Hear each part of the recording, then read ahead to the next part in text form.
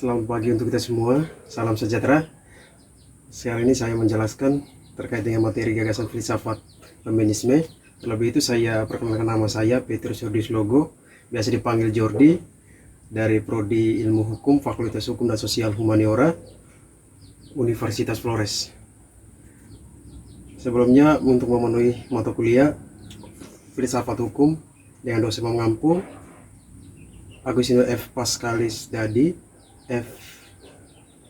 Phil M. Hum. Sebelumnya saya mulai di materi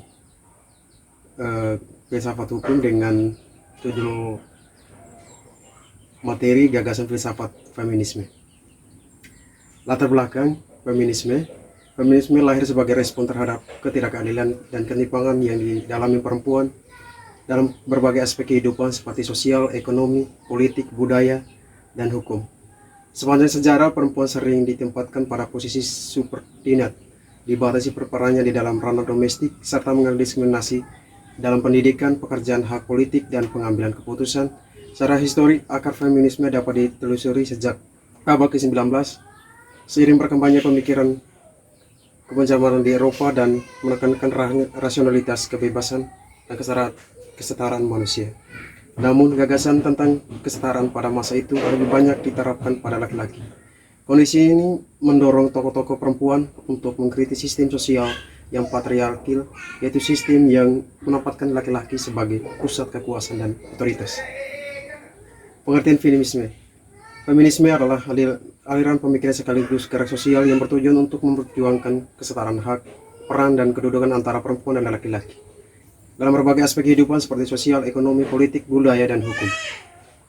Feminisme menolak segala bentuk diskriminasi, ketidakadilan, dan penindasan terhadap perempuan yang bersumber dari sistem sosial patriarkal. Secara konseptual, feminisme berpandangan bahwa perbedaan biologis antara laki-laki dan perempuan tidak boleh dijadikan alasan untuk membenarkan timpangan akses kesempatan kekuasaan.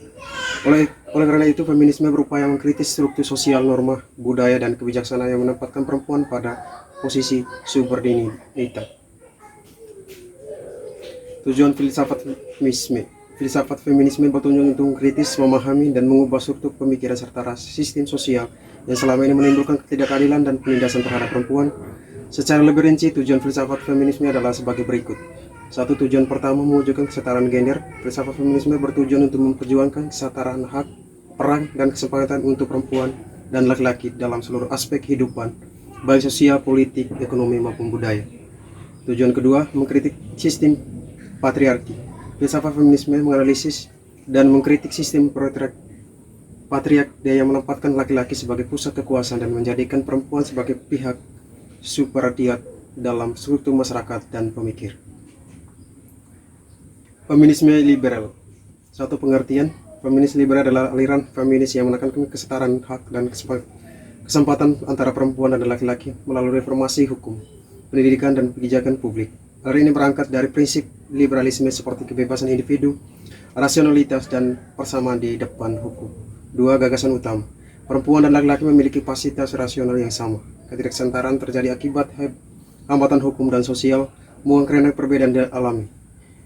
Perubahan dapat dicapai melalui reformasi sistem hukum revolusi. Tujuan. 1. Kesetaraan hak dan di bidang pendidikan, pekerjaan, dan politik. 2. Penghapusan diskriminasi hukum terhadap. 3. Kesempatan yang sama dalam ruang publik. Pandangan terhadap negara dan hukum. Negara dipandang sebagai alat penting untuk menjamin kesetaraan melalui undang-undang seperti hak pilih perempuan, kesetaraan upah, dan perlindungan hukum di tempat kerja. Contoh penerapan: 1. Perjuangan hak pilih perempuan. 2. Kesetaraan upah dan kesempatan kerja. 3. Akses pendidikan yang sama bagi perempuan.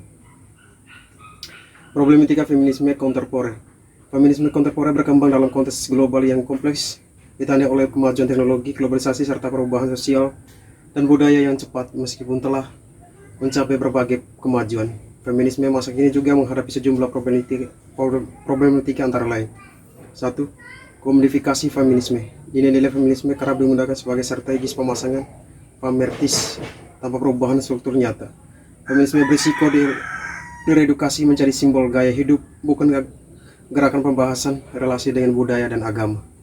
Feminisme kerap perspektif bertentangan dengan nilai budaya dan agama lokal.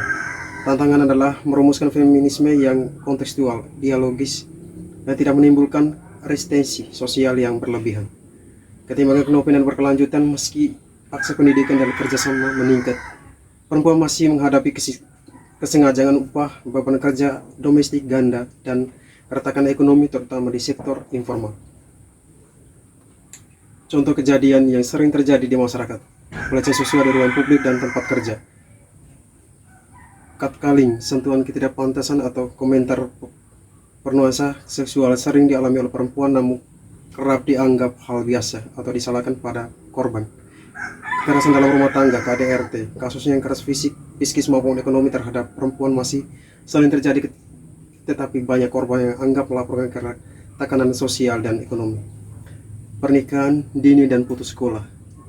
Di beberapa daerah, anak perempuan masih dinikahi dini sehingga kehilangan hak atas pendidikan masa depan yang lebih baik.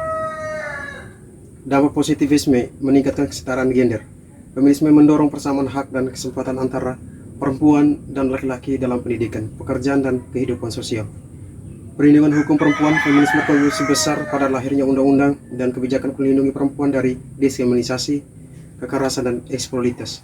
Perubahan pola pikir masyarakat. Feminisme mendorong cara pandang yang lebih adil terhadap para gender dan menatap stereotip yang merugikan perempuan. Mendorong keadilan sosial yang lebih luas. Feminisme tidak hanya menguntungkan perempuan, tetapi juga untuk menciptakan hubungan sosial yang lebih secara dan memanusia bagi semua. Kesimpulan, feminisme merupakan aliran pemikiran dan gerak sosial yang bertujuan untuk memperjuangkan kesetaraan gender serta menghapus berbagai bentuk diskriminasi dan penindasan terhadap perempuan.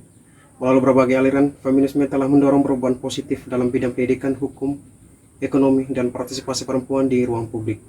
Meskipun menghadapi berbagai problematika di era kontemporer, feminisme tetap relevan sebagai upaya membangun keadilan sosial dan hubungan antara setara antara perempuan dan laki-laki. Dengan pendekatan yang inklusif dan kontekstual, feminisme diharapkan mampu berkontribusi dalam menciptakan masyarakat yang adil, manusia, dan berkeadaban. Sekian dan terima kasih.